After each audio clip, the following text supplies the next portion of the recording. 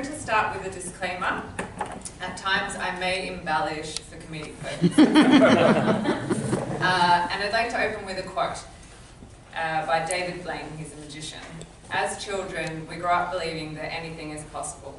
The trick is to never forget it. I definitely had a time in my life when I forgot this, and I believe it was eloquently bookended by my binge drinking years.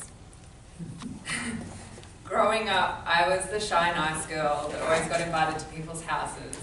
I was the hardworking student that got good grades in school. I was basically the good girl that Mary Poppins would have approved of. But cigarettes and alcohol changed all of that for me. I basically created an alter ego, a bit like Amy Schumer from Trainwreck.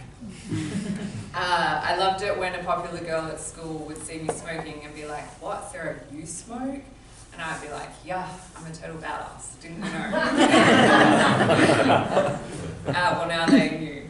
So, Aussies and Brits are really well known for our ability to drink anyone under the table, and from Australia to London, where I lived in my 20s, I definitely did us proud.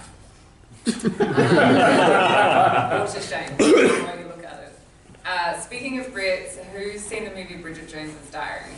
Okay, great. Well, if you haven't seen it, I think you'll catch on pretty quickly.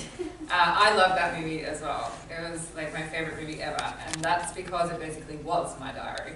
It was my bad habits, my pathetic love life, my horrendous voice singing karaoke at the work Christmas party.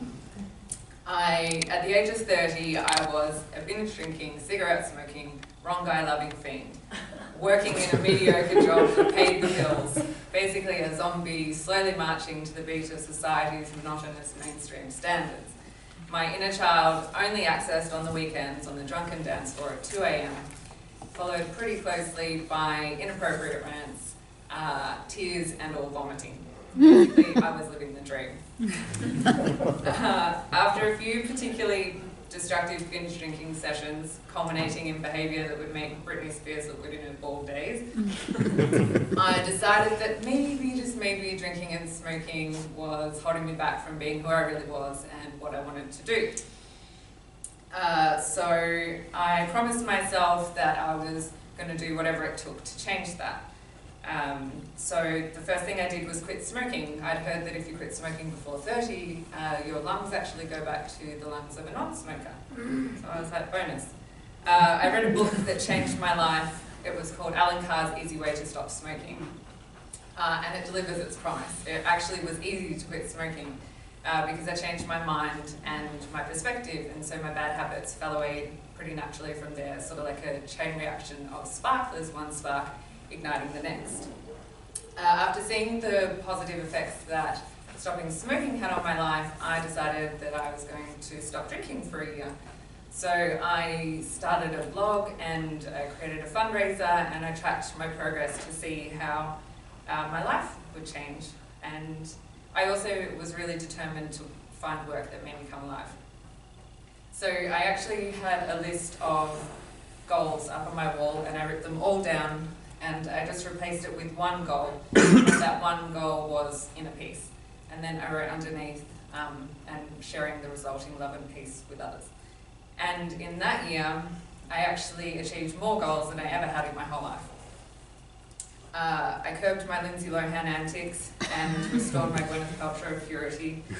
My relationships improved. I started spending more time on the things that I loved, like reading and writing, and filmmaking. I got into the habit of practicing yoga daily, which I wanted to do for a long time. I started meditating regularly. I got a dream job teaching kids dance parties.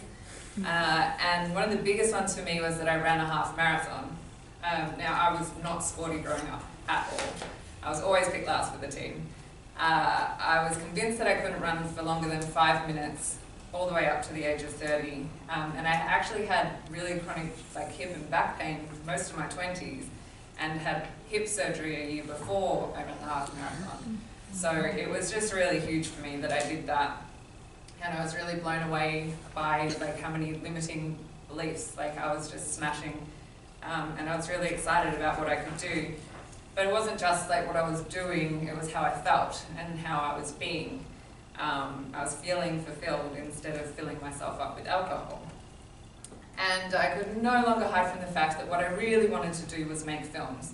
So I made a decision to go back to university and to get into the top film school in Australia that only took 14 students by portfolio.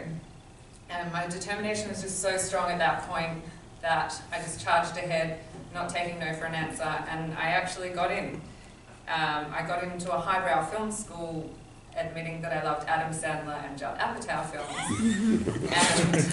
And I got into a master's degree without even having a bachelor's degree, and I graduated with honours. I was so excited to be doing what I loved so much that I tricked myself into thinking that I didn't need a break, and sort of let my meditation, yoga and exercise slip. Ended up burning myself out a little bit and getting debilitating anxiety. But somehow, still through all of that, I managed to make a comedy, an uplifting comedy, for my final project. And I thought, if I can do that when I was feeling so terrible, I can literally do anything. But I did realise that if I wanted to keep doing what I loved and actually live past 40, that I needed to learn balance. So I thought, where in the world could I go that would equally quench my thirst for filmmaking and well-being? And that's what brought me to LA. So if you have a dream, but you keep talking yourself out of it because you think that it's not possible, just remember that if you really believe in yourself, anything is possible.